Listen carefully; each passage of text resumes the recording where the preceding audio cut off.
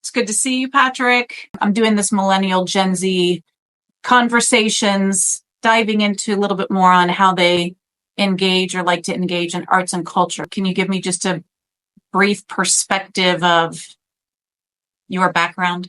Yes, my name's Patrick, 34 years old. Just left a firm I was with for about 6 years. I've been in sales most of my career, did B2B sales at this old firm. All of it's in the construction field. So working for a residential home improvement remodeling company, doing estimates for them. What do you do in your spare time? What do you like to do when you're not working? You may be able to tell from the background, but recently took up golf. So that's been my love-hate hobby recently. So when you're looking for something to do socially or go out, how do you usually access what's going on around town? Locally, recently, it's probably Nicola. She's my event coordinator, I guess. Yeah. And so is she one that's more engaged or wants to engage in extracurricular activities?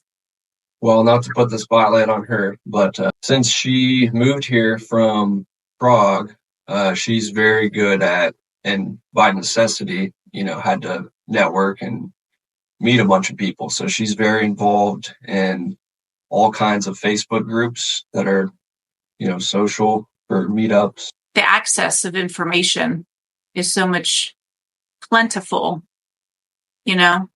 Yeah, I mean, it's like the double-edged sword because you can stare at the screen all day and be antisocial, or you can use it to build connections with people. So do you mostly like to do sport activities, or what else if you guys go out or do anything? Yeah, honestly, we haven't done too many culturally deep things. I mean, we both like music, movies, etc. But she just picked up golf, so we've been golfing together, which is a lot of fun. Been playing tennis together, which is a lot of fun. I've been like completely immersed in sports the last like year and a half. I would consider myself extremely interested in the arts. I mean, I love music, played instruments growing up, still play piano. So a lot of my creative outlet is kind of more in the musical and writing. I don't know. I just haven't really made the effort, is the truth. What social media are you on, if any? I'm not on many socials, but in 2020, that's the first time I created a Twitter account.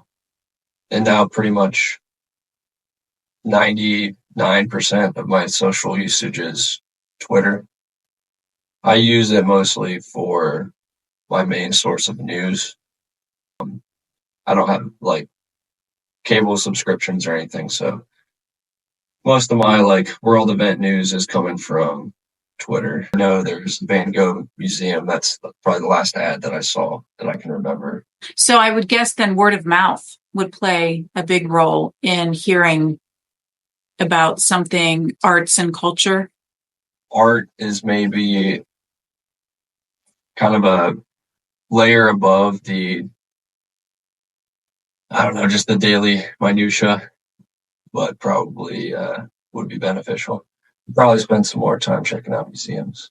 All right, let's shift it, your sales background. So if you were hired to reach your peers, how would you suggest outreach be done to reach those audiences that aren't already engaged? Well, if I am my own target market, it would probably be what we just said. I'd get some food trucks in there.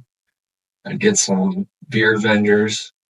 Make it a very social environment, very casual, not uppity. Not that that's my perception of art, but, along the lines that you're talking, really make it accessible and more about the experience. And then art's there, and that's kind of the gateway drug, maybe, is there's some art there, and you might find out that you actually like the history and you like the art, or something moved you, and now maybe you want to collect or you want to go again and learn more. If you're the target audience, how would you reach you so you knew that there are going to be food trucks and beer trucks and it's free to go inside, music, hang out with friends? How would you get that information to you? Obviously the easy one. I'm not on Facebook a ton, so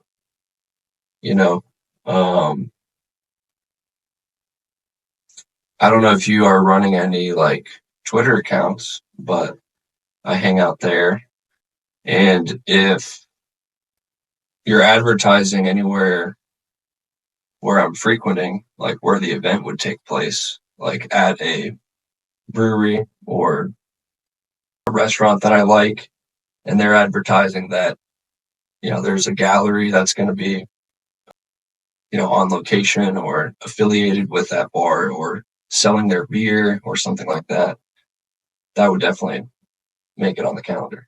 So more cross promotion, not necessarily through social because you're not on that as prevalent as you might think, right?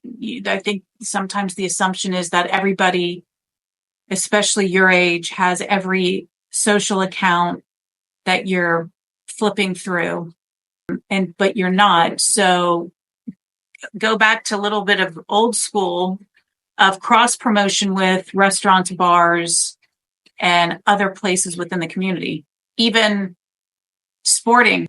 I mean, if that's who you're trying to bring in is people that maybe aren't already immersed in the art world, go to where they are.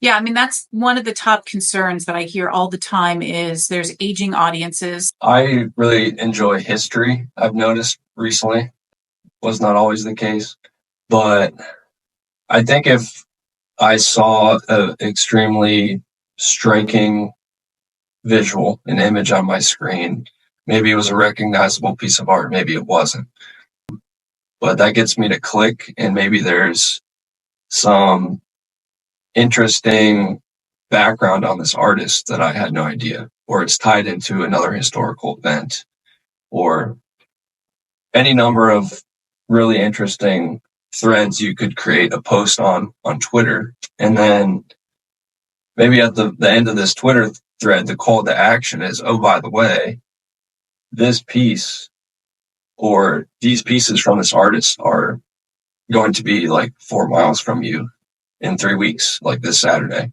Come drink a beer and check it out. There's more history, or I don't know, there's some other piece that we haven't mentioned that you have to come in person to check out. Something like that, I think would be effective. Yeah. What do you think about that? No, I love that idea. That is like the golden ticket. What was your earliest memory of art? Just an old school improv jazz guy.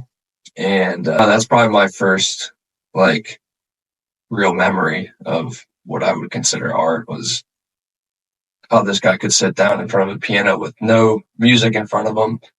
And he had such a knowledge of the scales that he could just blend these scales together. And I don't know, that's probably my first memory. My second memory is, I think my parents took us to the orchestra. It must have been here in Columbus. I was probably 10. I remember my parents waking me up at the end of it. Yeah. So would you go to the orchestra today? Definitely. Yeah. Oh yeah. I haven't been to an orchestra maybe since then, now that I think about it. But what about, there's a jazz orchestra. Would you do the jazz? yeah, I'd probably prefer jazz over classical. You've offered a lot to consider. Approachable, digestible, social event where you can be reached is, maybe on Twitter, but try doing more of the traditional, partner with a bar or restaurant. What you said kind of just resonated with me in terms of being an imperative, because I think in all of us, there's that creative piece that most of the time gets smothered, or just kind of locked up. So is there any, I don't know, is there any direction about, it being imperative for people to be expressive and create art and produce things? That's part of your mission. Yeah, absolutely. When I talk to lawmakers, I tell them, we hear so often that we want to be the most innovative state, and STEM and all of this tech and new manufacturing and all of that. And I argue that if we're not creative, we can't be innovative. That Edison was a creative. The Wright brothers were creative. Putting a man on the moon. I mean, those were like, when you drill down to it, those were creative ideas. Those were people that are curious and wonder. They're problem solvers.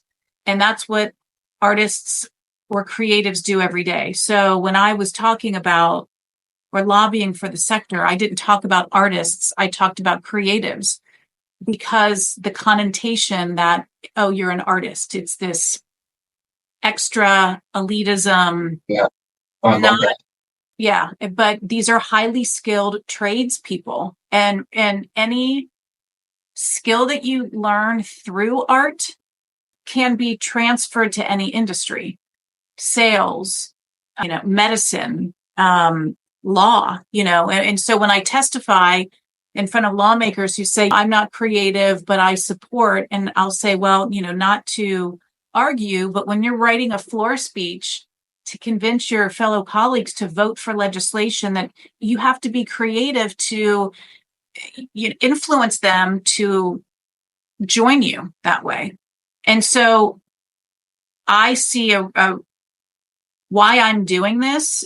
I worry about our future if we don't stop and put art back in school, K through 12, allow students to express themselves, just like we require math. Not everybody's going to be a mathematician. We require physical education. Not everybody's carved out to be an athlete. Art isn't paint by numbers. It's not just a fun craft to do. There are processes and things that it's developing social, emotional, thriving beings. And I think that the arts, the sector, has done a disservice over the last 20, 30 years in how they talk about or how they don't talk about it, and that we need to flip that script. Everybody talks about funding arts programs. And I say, well, you're not funding a program, you're funding people who are delivering that program that is saving lives, that's helping, addicts recover, that's helping people, re-entry out of prison. It's helping dementia. There are all these problem solving, real life, human service areas that the art is the medium with which is just solving that problem. So we've focused too much on the performance and not about the process.